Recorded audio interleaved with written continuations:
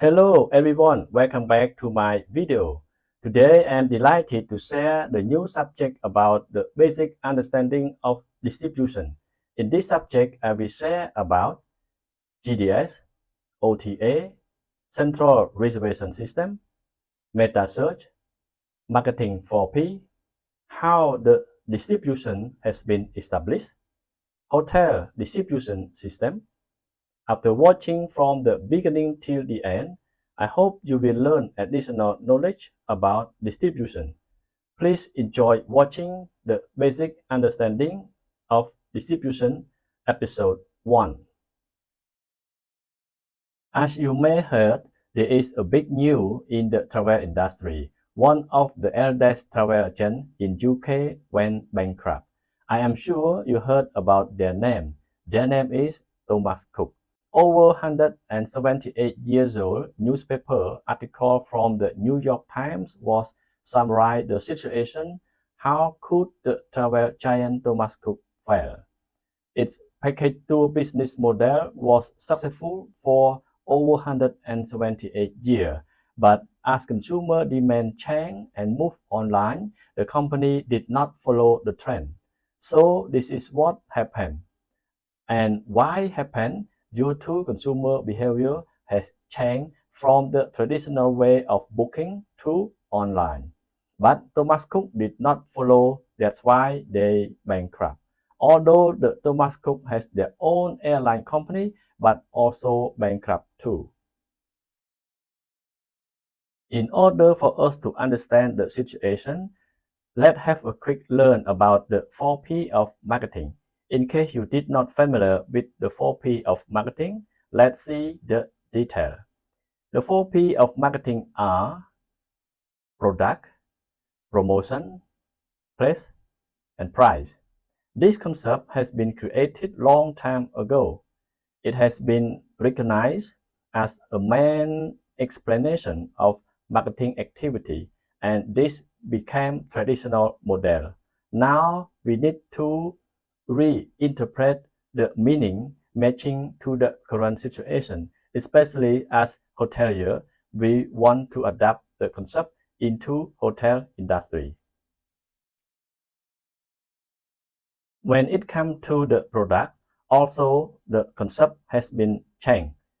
Before, when we talk about hotel product, we were talking about how many restaurants we have, how many rooms we have, and what is the room type, what kind of guest amenity in the room that we have used.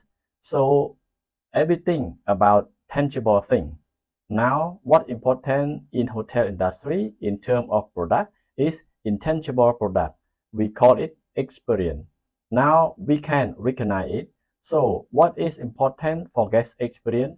We need to trace and follow up when we analyze that how trust you had been developed. That's how the TripAdvisor is appear as a big business. So we know now what is important in guest experience. So when it comes to the price, we know that it is related to hotel revenue management. In marketing, it is called price, but as hotelier, we do not call it price. We call it room rate. In F&B, we call it banquet price, room rental price. When we will exercise the concept of yield management, and furthermore, we want to practice revenue management in order for us to maximize the potential revenue utilizing limited inventory and capacity. Promotion used to be one-way communication. So we made the product and then we try to expose to the market in order to let the market know that we have the special deal or special price or special product that we call promotion. Now, what important is not promotion. The promotion is too tactical. It's too small to one-off. What we need is the strategy more long lasting. So now we call it communication. That's why marketing manager title doesn't exist anymore. We call it MarCom. because we need to do marketing plus communication. Communication with who? With the market. Communication is not one way. Communication is two-way. We listen to the market. We ask for the feedback. We hear what guests complain. We hear what the guests are happy about, and then we adjust our product and service according to what market is saying. So we care what the guests are saying via social media. We care about the TripAdvisor comment. We care about the Google comment, and we follow up. We adjust our service and product. That is the whole process of communication. We can see that everything is changing in terms of marketing. Place is the one which has been changed in more dramatic way, and now we're going to talk about this place. Let's review what the definition of place in terms of marketing. If we look for the definition of place in Google, it says providing the product at a place which is convenient for consumer to access. So we need to find the right location in order for us to sell what we want to sell to the market. So in order for us to be successful as a travel agent, long time ago, location was very important. So we have to be located in the high traffic street like Thomas Cook. In UK, most of the busy street, especially in London, you will see a lot of Thomas Cooks because Thomas Cook was the oldest one, which means they have the privilege to choose the right location, easy for them to contact the guest in the most comfortable way, convenient way for the consumer. However, the problem is even though they had all in good location, but they went bankrupt. So why? Today, even in situations where the actual transaction doesn't happen on the web, the initial place potential clients are engaged and converted online. Nowadays, many people are buying things online, but the main problem is not buying the transaction. When people buy, they also search so that the activity are happening online on the internet. That's why we don't call place anymore, we call it distribution. Especially for hotel, we all know that now the bigger portion of the booking is coming through distribution. Now let's see how the distribution has been established. Let's go back to the last 50 years ago, like during 1970, then we will be able to see what was happened in terms of distribution. This is the current situation. We have the hotel and we utilize the distribution channel for us to sell, for us to promote, and those distribution are meta search such as kayak.com, trivago.com, Skyscanner, TripAdvisor, and so on. Online travel agency OTA such as agoda.com, booking.com, Airbnb, and so on. Direct such as lsinternationalhotel.com, booking engine, hotel chain websites, and so on. And we also heard about GDS, Global Distribution System, such as Amadou, Sabre, Galileo, WorldSpan, and so on. And in order for us to understand distribution, we have to start with the GDS. Why we start with GDS? Because GDS is the oldest. So let's go deeper to understand what is GDS. GDS stands for Global Distribution System. GDS has been developed after we have computer network, which is based on computerized network system using real-time inventory. This is very important concept as it is real-time inventory. For example, you are a travel agent and you have guests in front of you, and the guest said, I want to go to Germany. Can I book the flight? As you are a travel agent and what you need to do is you have to call to several airlines such as Korean Air, AirAsia, Asiana, and so on, and ask the airline that I have a guest in front of me, do you have flight seat available on the 20th of December? And then if the airline says yes, so how much it is? Is there any promotion? Sometimes the airline was engaged with the other call and cannot answer our phone.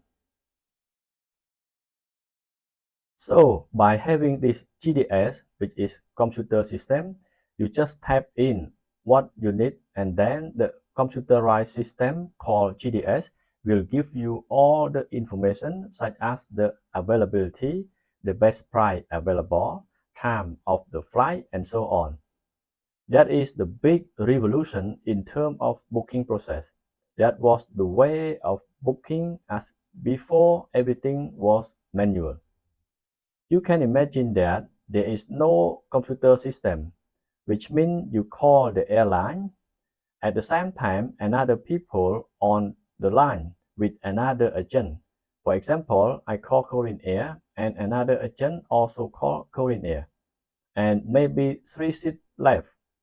By the time I called, the 3 seat was available, but during the conversation, the 3 seat was sold by the other agent, so there could be double booking. So it is very complicated without computerized system. So during that time, GDS was amazing system. First form of e-commerce for B2B. This is the terminology we use quite often. So in case you are not familiar with, we have B2B and we have B2C. B2C means business to consumer. B2B means business to business. So you can see that GDS is not B2C, it is B2B. For example, travel agency to airline, and initially it was developed for airline. Developed by Airline, GDS joint venture with IBM to develop GDS. Sabre, 1970, by American Airline, is the first generation of GDS development by American Airline around 1970. That is why we said we need to go back 50 years. During that 50 years ago, you can see that airline has got a lot of talent and very smart people. Around 1970, most of the things happened during that period. There was very smart people working for airline and they developed not only GDS at the same time, they developed the concept of yield management. They developed revenue management system. That's how it happened at the same time during that period. Amandu, 1987, by Air France, Iberia, Lufthansa, SAS. There was another GDS called Amandu in 1987, and this time there was expensive to develop one system like this. So the 4 airlines joined investment together and they developed this system. Those airlines are Air France, Iberia. Iberia is the Spanish airline. Lufthansa. Lufthansa is Germany airline. And SAS. SAS is Scandinavian airline system. Denmark, Norway, Sweden. Galileo was appearing in 1993. And this time they know that GDS is very important.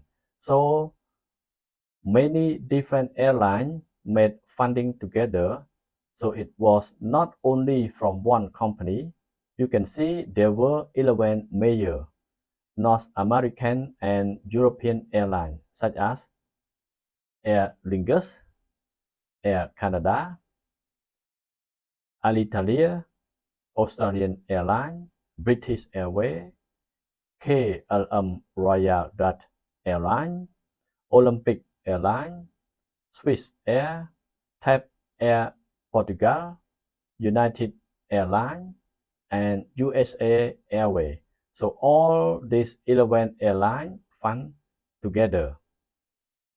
WorldSpan in 1990, developed by Delta Airlines 40%, Northwest Airlines 34%, and American Airlines 26%. For American Airlines also attended 26% funding even though they are already have Sabre. So you can see different airlines develop different GDS so that they can communicate with travel agent. So they develop GDS and they go to travel agent, ask those travel agent to install GDS system for better communication, as travel agent will be able to check the real-time availability and price, then can make booking straight away. No need to call or sending fax. That's how airline became very famous and generate more income. And we can see that which area travel agent was using what kind of system. If you go to America, both North and South America, everybody using Sabre and WorldSpan. If you go to Europe, everybody using Amadou. So it is developing on the location of travel agent. Different GDS has used because it has been developed by different airlines. GDS fee. Now we are getting into hotel industry. During that time, hotel system came up a bit late and quite behind the airline industry, as airline industry already established the GDS system and revenue management system. So hotels start to approach the airline for the system, as during that time, whenever guests want to book the hotel, guests need to call the hotel, send the fax. It was very inconvenient. So hotel industry want to utilize the airline system and seek the GDS system access from airline, as the GDS is very smart to accommodate the hotel booking as well. After got agreement, hotel have decided to use GDS system because hotel doesn't have system yet. Although hotel has their own central reservation system in each individual hotel chain, such as Hilton has their own central reservation system, Marriott has their own central reservation system, and Accor have their own central reservation system.